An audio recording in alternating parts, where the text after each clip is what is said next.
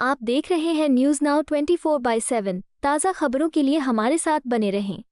कांग्रेस नेता सुप्रिया श्रीनेत ने सीबीएसई की ऑन स्क्रीन मार्किंग प्रणाली को लेकर केंद्र सरकार और शिक्षा मंत्रालय पर गंभीर सवाल उठाए हैं।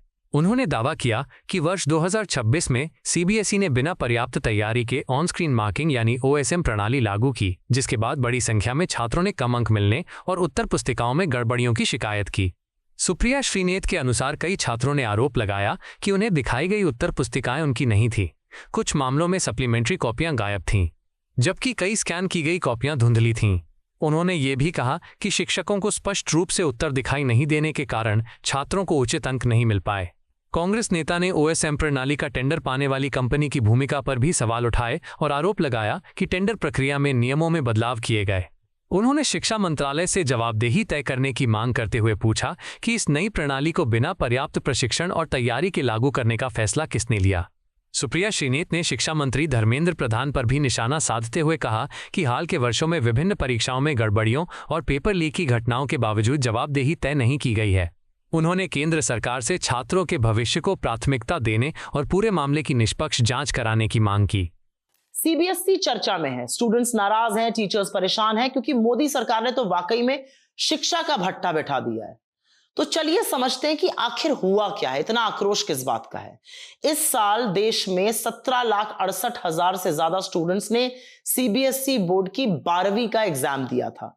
सीबीएसई बोर्ड एक प्रतिष्ठित बोर्ड है जिसका करीब 64 साल का पुराना इतिहास है। इसमें हम में से बहुत सारे लोगों ने ये परीक्षा दी है। इसका अपने तरीके से मार्किंग का एक पैटर्न होता है, हर स्टेप के लिए मार्क्स मिलते हैं। आंसर शीट्स को अभी तक टीचर्स चेक करते थे तो कोई गड़बड़ी सामने नहीं आती थी, मगर पता नहीं किस जिद में इस बार सीबीएसई ने अचानक से तय किया कि ऑन स्क्रीन मार्किंग से आंसर शीट की जांच होगी ओएसएम से। मतलब कॉपी को स्कैन करके दिया जाएगा और टीचर्स उसको इवैल्यूएट करेंगे। और हुआ भी ऐसे ही। फरवरी 2026 में ओएसएम का निर्णय आया और तुरंत ही लागू कर दिया गया इसी बार के बोर्ड में। मगर जब रिजल्ट आया तब हड़कंप मच गया, क्योंकि तमाम बच्चों ने कहा कि पेपर तो बहुत बढ़िया हुआ था, मार्क्स मिले ही नहीं। बच्चों को बाकी सब्जेक्ट में तो फिर भी ठीक ठाक नंबर मिल गए, मैथमेटिक्स में, अकाउंटेंसी में, फिजिक्स में, केमिस्ट्री में मार्क्स ही नहीं मिले। पेपर चेकिंग ठीक से शायद की नहीं गई। इनफैक्ट छात्रों ने जब अपनी कॉपी मांगी तो पता चला ये तो उनकी कॉपी ही नहीं थी, उनकी हैंडराइटिंग नहीं थी, किसी की सप्लीमेंट्री कॉपी गायब थी तो किसी की आधी कॉपी ही गायब थी। यहां तक कि टीचर्स ने भी बताया कि जो कॉपी स्कैन करके आई थी वो इतनी धुंधली थी कि उसमें कुछ क्लियर दिख ही नहीं रहा था, तो वो मार्क्स कैसे देते स्टेप बाय स्टेप के। ऑनलाइन में स्टेप बाय स्टेप के मार्क्स तब दिए जाते ना जब चीजें दिखती, क्योंकि ऑफलाइन में तो वो दिख जाता था, यहां पर तो पिक्चर इतनी ब्लर थी कि कुछ दिख ही नहीं रहा था, तो इसलिए स्टूडेंट्स को नंबर कम मिले और इस बात को टीचर्स ने भी स्वीकारा। जब इसकी शिकायत वेदांत श्रीवास्तव जैसे कुछ स्टूडेंट्स ने की तो उनको सोशल मीडिया पर देशद्रोही और पाकिस्तानी कह के ट्रोल भी किया गया। इसी बीच निसर्ग अधिकारी नाम के क्लास 12वीं के ही छात्र ने सीबीएसई की वेबसाइट को हैक किया, उसकी खामियों को उजागर किया, जिस पर सीबीएसई ने एक बेहद बचकाना बयान देकर कहा एग्जाम तो ऑफलाइन हुए, हैक करने से क्या फायदा होगा। मतलब ये बात बोर्ड को बोलनी चाहिए। खैर, समस्या की जड़ तो ओएसएम पर चेकिंग के लिए मिलने वाली घटिया स्कैन्ड कॉपी थी। तो फिर सवाल उठता है ये किसका काम था, कैसे ये घटिया कॉपीज आ गई। और अब पता चल रहा है कि ओएसएम का टेंडर उस कंपनी को मिला जिसका नाम कोएम्ट एड्यूटेक है। ये वही कंपनी है जिसे कुछ समय पहले तेलंगाना में एग्जाम में हुई भारी गड़बड़ी के चलते बैन कर दिया गया था। इनफैक्ट ये जो गड़बड़ी हुई थी इसके बावजूद सीबीएसई टेंडर इसने जीत लिया, और सीबीएसई टेंडर जीतने से पहले कोएम्ट एड्यूटेक को ग्लोबरीना टेक्नोलॉजीज के नाम से जाना जाता था। यह वही कंपनी है जिसने 2019 में तेलंगाना इंटरमीडिएट एग्जाम में भारी गड़बड़ी की थी, जिसके चलते 3,80,000 से ज्यादा स्टूडेंट्स प्रभावित हुए थे और 23 बच्चों ने मार्क्स कम मिलने के कारण हताश होकर, परेशान होकर सुसाइड कर लिया था, आत्महत्या कर ली थी। पर इसके बाद ग्लोबरीना टेक्नोलॉजीज ने अपना नाम बदला, कोएम्ट एड्यूटेक कर लिया और पता नहीं कैसे जुगाड़ करके सीबीएसई का टेंडर भी हासिल कर लिया। तो ये सारा काम कोएम्ट का किया हुआ था। सीबीएसई के ही एक छात्र सिद्धांत सार्थक ने चौंकाने वाले खुलासे किए। उन्होंने फैक्ट के साथ यह साबित कर दिया कि कोएम्ट को टेंडर देने के लिए सीबीएसई ने किस तरह से रातों रात अपने ही बनाए हुए नियम और कानूनों को ताक पर रखकर बदल दिया। पहले जिन कंपनियों को पुराना प्रदर्शन खराब रहा हो उन्हें अयोग्य घोषित कर दिया जाता था, बाद में टेंडर के लिए यह शर्त हटा दी गई। तो यह बहुत बड़ा बदलाव किया गया।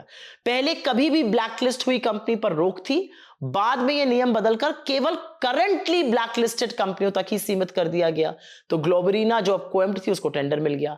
पहले बड़े और क्वालिटी प्रोजेक्ट्स को ज्यादा महत्व था, फिर बाद में प्रोजेक्ट्स की संख्या को ज्यादा अधिक महत्व दिया जाने लगा। छोटे छोटे प्रोजेक्ट करने वाली कंपनी को ऐसे टेंडर मिला। और आरोप है कि इस कंपनी को टेंडर देने के लिए वेंडर अकाउंटेबिलिटी, सॉफ्टवेयर ओनरशिप और सर्वर इंफ्रास्ट्रक्चर से संबंधित बहुत सारे नियम, अपने बनाए हुए नियम सीबीएसई ने बदले।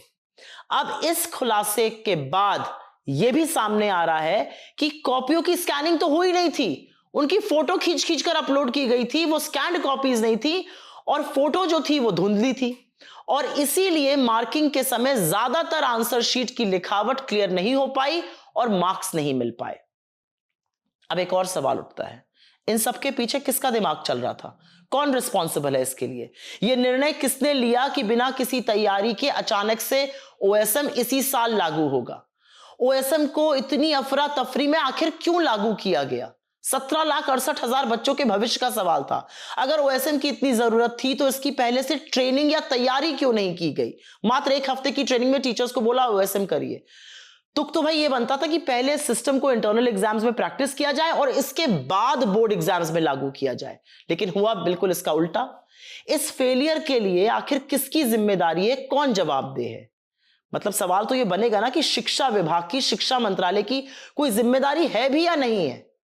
और शिक्षा मंत्रालय से तो ये कहना है कि आपकी नाक के नीचे नीट का पेपर लीक हुआ, एसएससी का एग्जाम कैंसिल हुआ, सीयूईटी में गड़बड़ी हुई, 50 और इम्तिहान के पेपर लीक हुए और अब आप सीबीएसई जैसे एक सिंपल एग्जाम को भी ढंग से नहीं करा पा रहे हैं। तो ये आपकी इनकॉम्पिटेंस, आपकी विफलता का सबूत है। पर मुझे तो ये लगता है कि असल में फर्जी डिग्री वाले जो हैं वो क्या जाने कि शिक्षा का क्या महत्व होता है, और बजाय गलती मानकर सुधार करने के वही लफाजी, फलाना पेपर एयरफोर्स से भेजा जाएगा, फलाने पेपर की निगरानी खुद मोदी जी कर रहे हैं। तो भैया शिक्षा मंत्रालय क्या कर रहा है? झुंझुना बजाने के लिए है, टीवी पर बाइट्स देने के लिए है। और इतना सब कुछ हो जाने के बाद धर्मेंद्र प्रधान किस हक से इस देश के शिक्षा मंत्री बने हुए हैं? और प्रधानमंत्री की तो बेशर्मी पूछिए मत। एक नाकाम मंत्री के हाथ में इस देश के लाखों बच्चों का भविष्य थमाकर नरेंद्र मोदी न जाने किस मुंह से बच्चों को हॉबी पूरा करने की सलाह दे रहे हैं। भविष्य बन जाए, पहले तो यही इच्छा है सर, आप लोगों की हॉबी वॉबी छोड़ दीजिए।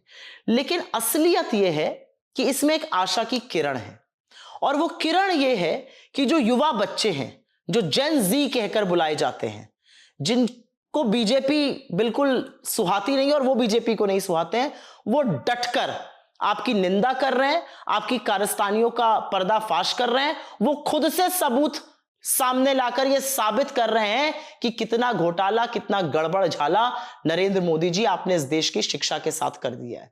तो ये सीबीएसई की कहानी थी, और भी कहानियां सामने आ रही हैं।